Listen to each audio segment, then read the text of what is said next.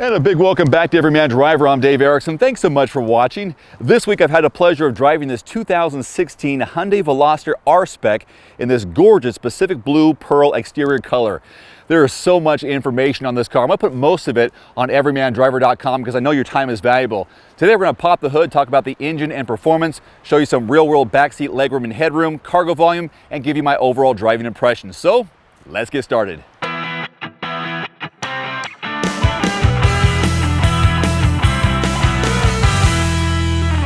So under the hood, we have a 1.6 liter turbo GDI, 4-cylinder, twin scroll turbocharger, made it to a 6-speed manual transmission. This is so fun to drive.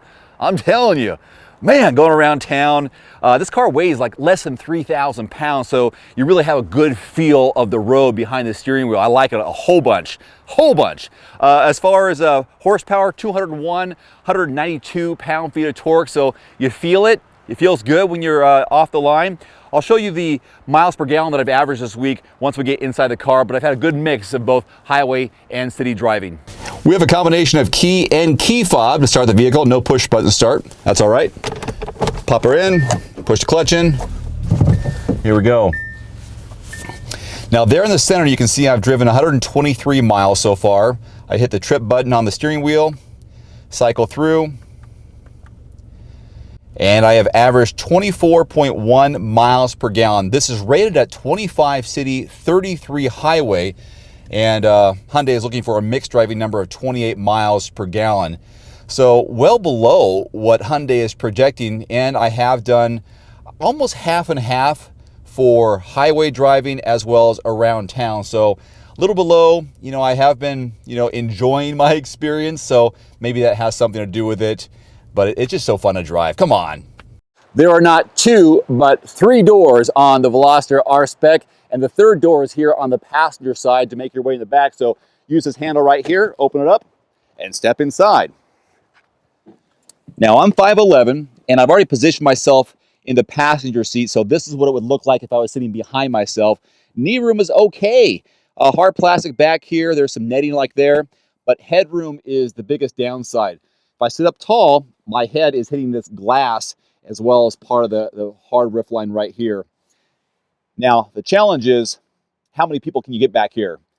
2 at best, because you have 2 cup holders here in the center, along with a spot for maybe some keys or maybe a phone. Now, I'm going to get behind the driver's seat. This is where I was positioned earlier. About the same, of course, but headroom is going to be the biggest downside.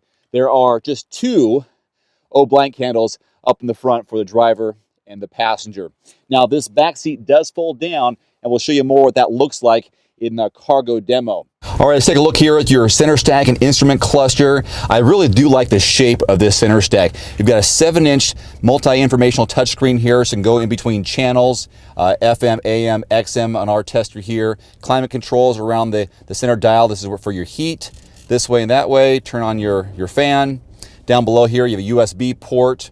So pretty standard, pretty nice. There is no navigation on our tester here, but I do like the way this is shaped overall. Really nice. And I'll put it in reverse. You can see the size of our backup camera, at least what it shows.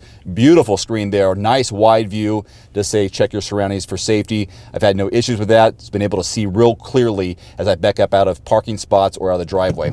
Okay, instrument cluster. 2 big dials here on the outside, pretty standard, pretty basic. Inside the middle part, that's where your information is, where I can hit this trip counter on the steering wheel and go through some information. Trip A, trip B, shows my average miles per hour, miles per gallon, as I mentioned earlier, 24.1. You can reset it down below. Over here on your left-hand side, your Bluetooth technology. The mode switches what goes on here in the information display in the center stack. So that's where that is. Cruise control option, set it right there. Go back to that. So good stuff. There are no paddle shifters because you don't have it. You have that 6-speed manual transmission below us here and a parking brake. Kind of cool handles all the way around. There's a handle down below here. There's handles on the door panels on both sides. That's pretty cool. The dashboard looks futuristic. I love how they have different indents here and texturized feel and look to it. So this is pretty special. I like the way this looks. It's the R-Spec. It is cargo demo time. We have a button here on the key fob to lock the car, unlock the car, and also hold to open the trunk. But when you hold it, it doesn't actually open on its own. Interesting. So I'll lock it right now. There's the beep. Now if I hold this button, lights will flash, but it doesn't open. Just means it's unlocked. So I'll put my hand here below the Hyundai icon above the word Veloster. I like to say Velociraptor, but okay. Back here you have 15.5 cubic feet of volume, pretty deep, surprisingly deep and deceivingly large, 15.5 cubic feet of volume. Fold these seats down, 60-40 split, you've got 34.7 cubic feet of volume. So I brought two pieces of luggage, one large, one small. You put maybe in the overhead compartment on an airplane. Here they are. They fit snug as a bug in a Veloster rug. There you go. So that's what it looks like. So you have some space, flexibility, and capability inside this teeny little car. So the best of both worlds, don't you think? Again, I'm surprised we don't have a push button start. We're limited to a key to put in the ignition, but I guess that kind of gives you that old school feel of driving a sporty car. So let's put her in, start her up. We're all locked into place. Cool. First gear, let's go. Now one thing, you know, it seems kind of dark in here probably to your point of view. There is no sunroof. Wouldn't that be kind of nice? There isn't one, but we'll deal with it. I do like how it has the extended glass in the back though. That's pretty cool. Now I did contemplate doing a 0 to 60 run, but we've had some pretty horrible weather here in the Northwest, windy, wet roads. Right now it's 48 degrees, but it was like 38 earlier today. I wasn't sure if I was going to be doing something outside, possibly limited to the inside. Luckily we were okay, found some shelter to drive in. And I'm not very good at going 0 to 60 based on your responses and based on my time, so I thought I'll just skip it. One cool thing here in the instrument cluster when I'm driving, it has a little arrow up to let me know when I should shift to the next level. So right now I'm in I'm in third gear. It says shift to fourth. I'll accelerate a little bit and it says go into fifth from third. So now I'm just looking at fourth here. Good drive. I love how these seats are bolstered here around my rib cage. I feel really sunken in and supported. Steering wheel fits perfectly here where my hand should be. It's a good look here in the center stack. It's not necessarily driver centric, it's center for both the passenger and driver, but I like how you have the vents angled to both sides naturally, how this is a V-shaped. So here we go, driving just around town, just kind of give you, I guess, recapping, because I've already driven, you know, how many miles? 123, 124 miles. I've got a lot of fun. I've had a lot of fun going around corners, you know, and feeling the road and feeling how this hugs the road. I want you to experiment with that. And I always say to do a test drive, you gotta do a test drive on these cars because, you know, we all have different impressions and what our likes and dislikes are.